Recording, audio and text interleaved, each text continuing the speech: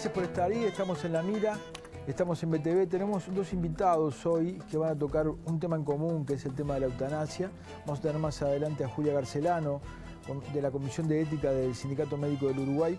Y ahora tenemos aquí con nosotros al diputado colorado Ope Pasquet, que ha propuesto un proyecto de ley sobre eutanasia y que ha sido el disparador de esta discusión. Pero antes, obviamente, miembros de Ciudadanos, no podemos hablar del último episodio político que ha sacudido a la política y que es la renuncia de Talvi a toda actividad, ¿no? No va a asumir el Senado, pero además no va a estar en la dirección de Ciudadanos. Primero que nada, gracias por estar, Pasquet. Con mucho gusto. Gracias por la invitación. La historia reciente del Uruguay político muestra que sectores con mucha más tradición que Ciudadanos, yo te mencionaba de memoria, el pachequismo, los sectores, algunos sectores no wilsonistas del Partido Nacional, el propio Por la Patria con Wilson Ferreira Aldunate, el Partido por el Gobierno del Pueblo de Hugo Batalla. Desapareció el caudillo, esos sectores han ido desapareciendo, algunos más rápido, algunos más lentos, ¿verdad? ¿Qué hace pensar que Ciudadanos no esté condenado al mismo camino? Bueno, nada garantiza que no lo esté. Dependerá eso de lo que hagamos nosotros, pero tenemos la firme convicción de que Ciudadanos debe seguir, que representa una manera de hacer política que vale la pena mantener, y sobre todo sentimos lo siguiente. Una de las cosas que logró Ernesto Talvi fue atraer al Partido Colorado a mucha gente joven que ni soñaba con arrimarse al Partido Colorado hasta que apareció Ernesto con su discurso, con su mensaje, y los convocó y los trajo y los ilusionó. Esos muchachos hoy están muchos desencantados, doloridos, decepcionados. Y lo que sentimos los veteranos de Ciudadanos es que nuestra obligación es con ellos, demostrarles que no votaron mal, que acá hay un camino y que aunque no esté el líder, nosotros vamos a trabajar para que eso tenga sentido y para que sus esperanzas se vean satisfechas. Veremos si lo logramos, pero el esfuerzo lo vamos a hacer. ¿No fue bien tratado Talvi por las autoridades del gobierno? Bueno, él siente que no, que tuvo ¿Pero varios... ¿Usted su observación? Y bueno, yo creo que para alguien que venía de afuera del sistema político, que nunca había estado en un cargo de gobierno, era obvio que ciertas cosas no funcionan sin otra explicación, sin otro diálogo, y no los hubo. Y bueno, Ernesto no se sintió bien así, y los desencuentros se fueron sucediendo, y él también tiene un carácter fuerte, no es de admitir mansamente cualquier cosa, y esa mezcla de factores hizo que al final se le hiciera, digamos, él sintiera que su posición era insostenible, y por eso tomó las decisiones que tomó. ¿Hay un nombre o una estrategia clara de renovación en el Partido Colorado? Ciudadanos representa eso. Bueno, pero el líder se fue. Sí, pero Ciudadanos permanece y su actitud, su propósito es ese. Porque, insisto, nosotros sentimos ese compromiso con la muchachada que se está expresando. Ahora se expresa a través de las redes sociales. Y hay un montón de gente que escribe en las redes, sí, y que nos dice, a esta gente tenemos que darle lugar, esta gente tiene que estar. Y yo estos días estoy recibiendo mensajes, llamadas, visitas de gente que hasta ahora no había estado en contacto con la organización de Ciudadanos y que dice, che, qué barbaridad, pero yo quiero estar. Claro, pero si yo incluso voy más allá y uno mira las encuestas del Latino Barómetro, el lugar que ocupan los partidos políticos, el Parlamento, es preocupante, ¿no? Están por debajo de las Fuerzas Armadas, de la policía, de la prensa, de los médicos, ya no queda más caer, ¿no? Entonces hablé de una cuestión en la que siempre en esta política caudillista que el Uruguay tiene, se requiere un nombre, se requiere una figura, ¿no?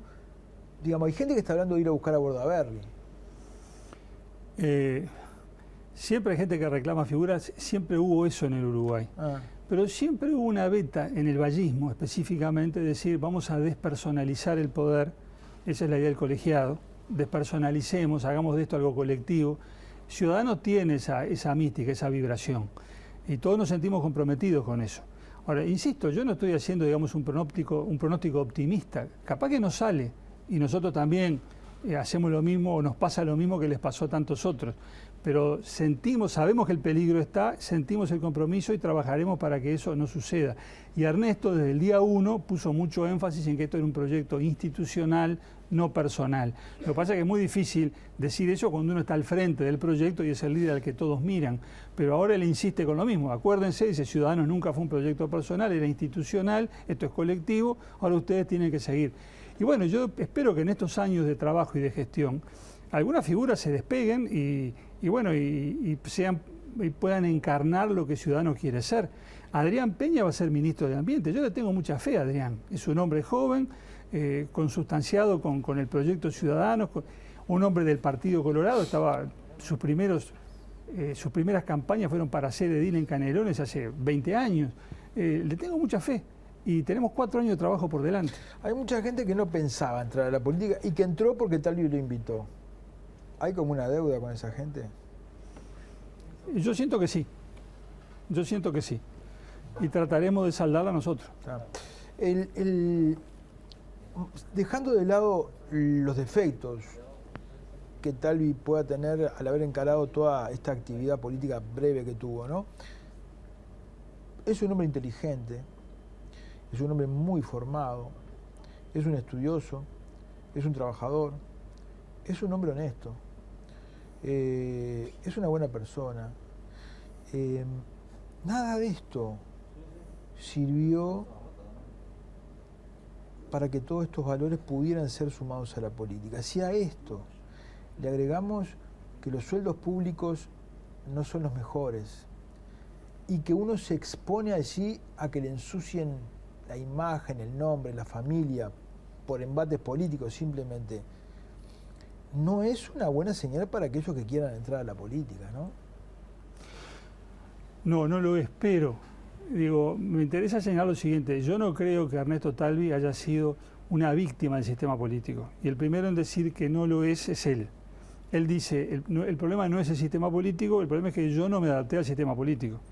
Pero no victimicemos a Ernesto, que no encontró un ámbito apropiado, no se halló a gusto, entendió que las cosas como estaban pasando no le daban un lugar a él y dijo, no es lo mío. Esa es la conclusión que expresa en su carta. Está bien, capaz que si lo personalizamos, pero venimos hablando de que es difícil renovar por un montón de razones, pero entre otras porque la gente no se suma. Por esto que hablábamos, por quizá, que el Latinobarómetro le está dando que van mal, en la simpatía de la gente van mal, ¿no? Horrible. O sea, van mal. Entonces, bien, no victimicemos a Ernesto, pero hay algo del sistema político que está victimizando gente, será él, será otro, pero sobre todas las cosas que está victimizando la ciudadanía, que no encuentra, que no ve en el sistema político, digamos, una salida. Yo pensaba hoy, me lo imaginaba Ernesto Talvi, director del Ceres, que empezó a sumarle a sus análisis económicos una perspectiva social, ¿verdad? Y él desde ese lugar decía, bueno, yo tengo la esperanza de que el sistema político lo comprenda. Él, no sé, la verdad, cómo va a ser ahora para seguir su vida pública cuando, haciendo ese diagnóstico producto de muchos estudios y dándose cuenta que el sistema político que era posible que llevara esto a cabo no es el sistema político que él cree, la verdad no sé cómo va a ser su vida, es bastante desesperanzadora, no sé si soy claro con lo que digo. Sí, pero usted sabe que no, yo estuve hoy de mañana con Ernesto conversando mano a mano un buen rato, Sí. Y no lo vi para nada ni desesperanzado ni abatido, lo vi tranquilo, sereno y optimista, diciendo, bueno, yo ahora estoy donde yo sé que funciono bien, voy a estar al frente de los cuadros técnicos del Ciudadanos, acá vamos a tener una usina de propuestas, un banco de análisis y de pruebas sobre los problemas del país, y voy a aportar muchísimos insumos a la bancada parlamentaria, a la gente que está en cargo de gobierno. Creo que el proyecto es muy potente y que vamos a llegar al 2024 muy bien. Pero quiero que desarrolle un poquitito eso, que no es el primero que lo oigo, ¿no? O sea, Talvi no es una víctima del sistema político. Me han contado detalles en los que yo mismo le he dicho a Ernesto, no, Ernesto, esto es política, no es academia. Se lo he dicho muchas veces. Y él lo entiende y lo acepta. Ahí está. Pero lo otro, lo que saquemos a Ernesto, incluso porque podría haber algunos ítems del capítulo de Ernesto que podrían encuadrar, pero lo otro, lo de la encuesta, lo de la gente que ha hecho opciones electorales un poco extrañas para los analistas y que suponen que es por el desencanto del sistema político, ¿no? ¿Cuáles son las cosas que usted ve del sistema político que deberían mejorar para no generar tanto desencanto? Yo creo que hay muchas cosas y el problema es bien complejo, no es solo nuestro. En varias democracias occidentales está pasando lo mismo, Sí. el desencanto con la democracia. Sí, sí. Ahora, creo que acá hay dos cosas. Primero, el sistema político en general creo que tiene que bajarse del caballo. Nosotros no somos los portadores de las grandes soluciones, no tenemos todas las recetas y frente a muchos problemas muy graves y muy importantes somos prácticamente impotentes. Lo que podemos hacer es muy poco. Sobre todo Uruguay, un país chico en el mundo actual, la globalización, todo eso. Cuando vienen los grandes problemas, no, tenemos que adaptarnos a ellos, ver cómo funcionamos, pero no podemos resolverlos nosotros desde acá. O sea que, y eso reclama una actitud de modestia del sistema político, de reconocer sus limitaciones y de que todos los que integramos el sistema nos sujetemos a todas las reglas comunes sin pretender ninguna clase de tratamiento especial en ningún sentido. No somos portadores de soluciones mágicas, por lo tanto, bajemos del caballo. Y exige al mismo tiempo madurez de la ciudadanía, que es lo más incómodo de decir, porque uno parece que al soberano siempre tiene que tratarlo ¿no? con una actitud de reverencia y humildad. Bueno, pero tampoco es así. Digo, la ciudadanía tiene que madurar. No hay magia, nosotros no tenemos magia, nadie tiene la magia. No busquemos salvadores providenciales porque no hay. Los que lo buscan después saben lo que encuentran, liderazgos autoritarios que hacen más daño que el bien que puedan hacer. Entonces todo depende de nosotros mismos. Actuemos todos democráticamente, con madurez, razonemos, dialoguemos, busquemos las soluciones y vamos a ir avanzando de a poco, con dificultades. Pero reclama esto madurez y asunción de responsabilidad por parte de todos. Bueno, cambiemos de tema y esto no es ninguna ironía ni nada, se dio así. Eutanasia. Presentó un proyecto. Resumidamente, ¿en qué consiste el proyecto? Consiste en dejar de considerar delito la conducta del médico que accede al pedido de una persona y le da muerte o le da los medios para que esa misma persona se dé muerte en determinadas circunstancias que la ley establece y según un procedimiento que la ley establece. Las circunstancias son o bien que la persona esté cursando la etapa final de una enfermedad incurable e irreversible, o bien que la persona esté experimentando sufrimientos insoportables, aunque no necesariamente tengan que conducir a una muerte inmediata. En esas dos hipótesis, lo que el proyecto prevé es que si el médico accede al pedido de la persona, que tiene que ser una persona adulta, psicológicamente apta, bueno, que eso no sea delito, simplemente eso. No estamos proponiendo, digamos, crear un servicio público de eutanasia ni cosa por el estilo. No estamos obligando a los médicos a hacer nada que no quieran hacer. Esto se funda en la libertad.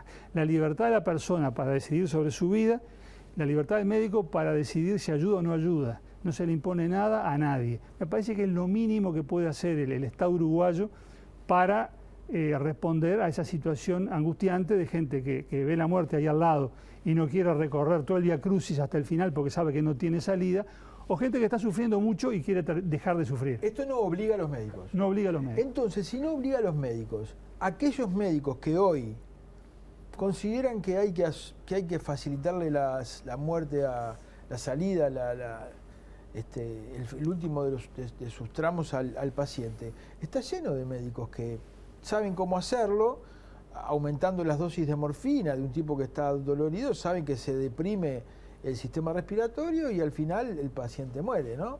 Entonces lo que estamos haciendo es exteriorizar y quizá poner eso bajo la lupa a médicos que ya lo están haciendo y que son los que lo quieren hacer, porque los que no lo quieren hacer no lo quieren hacer. Sí, estamos transparentando lo que muchas veces ocurre, sí, y estamos dándole garantías a los que actúan. ¿Estaremos dándole garantías o lo estaremos exponiendo a hacer los doctores muerte y etcétera, etcétera? Bueno, son las dos cosas. Esto implica asumir responsabilidades, asumirlas públicamente, es decir, yo hago esto, ¿por qué? Porque la ley me lo permite. Pero me parece que eso le da garantías al médico, que no quede expuesta una sanción penal, porque todo esto hoy es delito, ¿no? El homicidio piadoso hoy es un delito. Sí, cuando es una cosa muy evidente, como que lo haga un enfermero sin apelación del médico, como que sea desprolijamente, pero los médicos que trabajan en eso saben cómo hacerlo para que aparezca como parte del tratamiento, ¿no? Lo sabemos. Naturalmente, yo no tengo duda que eso ocurre porque me consta por como le consta a cualquier persona que tenga Sí. la edad que yo tengo 64 años, ¿quién no ha escuchado hablar de situaciones como esta? Pero digo, esas conductas son hoy delito, tanto el homicidio piadoso como la ayuda al suicidio, o ni que hablar la determinación al suicidio. Puede ocurrir que mañana un médico se vea expuesto a una sanción penal por esto. O puede ocurrir que algunos familiares disgustados por una determinada solución lleven el asunto a la justicia. Creo que hay que darle transparencia y garantías a todos los que están involucrados en esto, lo cual implica exponerse y asumir responsabilidades. ¿Quién decide, quién es el que larga, digamos, el primer movimiento de decir quiero esto? La persona que está sufriendo, el paciente. Está.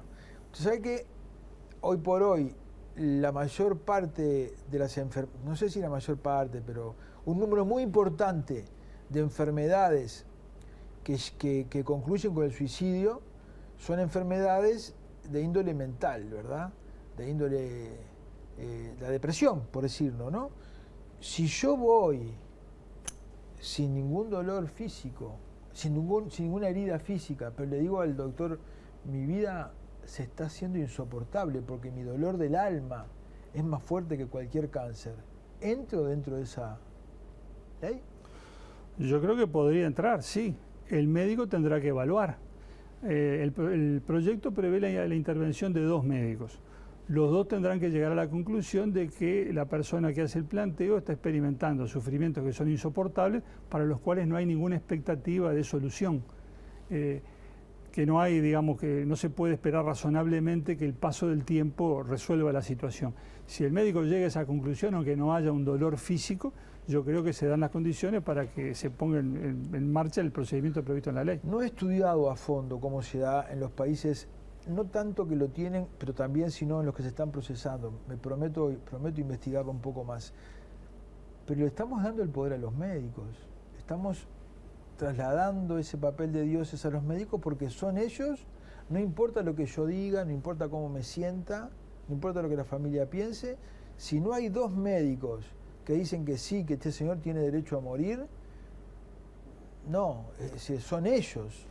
Lo que pasa es que para que actúen los médicos al amparo de la ley, que es la expresión del Estado, tienen que darse ciertas condiciones que son las que garantizan la seriedad de todo esto. No podemos hacer de esto algo libre, digamos, que la gente va a la farmacia, compra lo que sea y se suicida, así nomás. Pero el derecho, ¿a quién ampara? El derecho ampara a la persona, pero no olvidemos que las personas se suicidan sin pedir permiso. Claro, pero está bien. Pero si yo no me quiero tirar, no quiero pasar la violencia de tirarme de un 10º piso o de pegarme un tiro porque no quiero armas, porque no quiero manchar la alfombra, por lo que sea, no, el Estado no me puede dar las condiciones a mí para que yo lo haga, como he visto que en otros países se hace con la asistencia de una persona, sin tener que pasar por el filtro de un médico que se convierte en Dios. Yo creo que para que el Estado apoye a la persona en ese trance, tiene que exigir ciertos requisitos, ciertas condiciones que le den seriedad a todo esto, que eviten que de esto se haga un mal uso, un uso abusivo, que en definitiva se volvería contra el propio instituto. Ya vemos que hoy se esgrime como argumento contra este proyecto de ley, que es muy prudente, que es muy, yo diría un proyecto mínimo, se esgrime como argumento lo que está pasando en Holanda, porque en Holanda se habla de hacer, digamos, libre, digamos, la asistencia al suicidio para las personas mayores de 75 años, estén enfermas o no, simplemente por voluntad propia, después de los 75 pueden hacerlo. Y se utiliza eso como argumento contra este proyecto, que es totalmente distinto, que requiere la intervención de 2 médicos para decir sí, efectivamente hay sufrimiento insoportable o hay enfermedad en etapa terminal, incurable e irreversible. Yo digo, si logramos un acuerdo político para que esto sea ley, habremos dado un gran paso adelante. Después veremos si esto sigue y cómo y en qué condiciones. Pero si no nos podemos poner de acuerdo en esto, que es lo mínimo, no tiene sentido plantearse otras cosas. Entonces, por eso este es un proyecto mínimo y prudente que pone el acento donde me parece a mí que tiene que estar. La persona puede disponer de su vida en estas situaciones, no en cualquiera, en estas situaciones. Y vamos a dejar de considerar delito al que lo ayude en estas situaciones. Me parece que es lo mínimo. Solo la familia, solo el paciente, ¿no la familia? No la familia. La intervención de la familia está prevista en otra ley que ya está vigente, que es la ley llamada de voluntad anticipada, que también podría ser, digamos... Vos dejás escrito, ¿no? Sí, pero si no dejaste nada escrito, y no estás en coma, por ejemplo, la familia puede decidir por el paciente y decirle al médico, suspende el tratamiento. Está bien. El médico ahí no actúa, deja de actuar. Está bien. Diputado, la verdad que me gusta el coraje de presentar esto. Yo le decía fuera de cámaras, y es verdad, no se agota acá, lo vamos a volver a discutir también con quienes se oponen a esto, con argumentos también científicos y con argumentos humanísticos, así que desde ya lo comprometo para venir aquí o a otro programa periodístico, porque tenemos varios kioscos acá adentro, y volver a tratarlo porque me parece que merece. Y de hecho ahora vamos a hablar con la doctora Julia Garcelano, que es de la Comisión de Ética del Sindicato Médico, para que aporte su visión. Le agradezco mucho que haya estado. El agradecido soy yo, encantado. Está bien. Vamos a hacer una tanda y ya volvemos.